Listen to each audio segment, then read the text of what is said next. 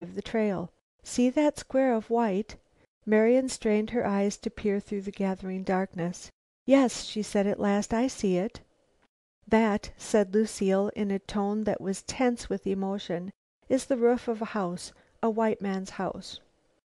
"What? What makes you think so?" gasped Marian. "There's nothing as square as that in nature's panorama, and a native does not build a house like that. And if it is?" "If it is, we must trust ourselves to their care, though I'd almost rather they were natives." She closed her eyes and saw again the rough, unkempt white men, beach combers who lived by trading, hunting and whaling with the natives. They were a hard, bad lot, and she knew it. "Well," she sighed, "come on, let's go down." Down they went, each turn of the path bringing them closer to the mysterious house. "There's no light," said Lucile at last. "There are no tracks in the snow," added Marian a moment later. "It's boarded up," said Lucile as they came closer. It would have been hard to judge whether there was more of relief or of disappointment in the tone in which she said this. They stood there staring at the house. It was a nice house, a bungalow such as one might desire for a summer home in the mountains or at the seashore.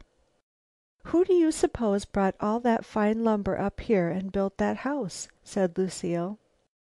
"I wonder who?" echoed Marian. They took a turn about it. All the windows had been boarded up with rough lumber. There were two doors. These were fastened with padlock and chain. An examination of the locks showed that the keys had not been used in them for months. Lucile's eyes were caught by poles and some platforms to the right along the rocky shore. She walked in that direction. "Marian, come here!" she cried presently. Marian came running. "Look, here's a whole native village. They've built their homes out of the rocks. See, it's like tunneling into the side of the mountain. Must be homes for 100 people.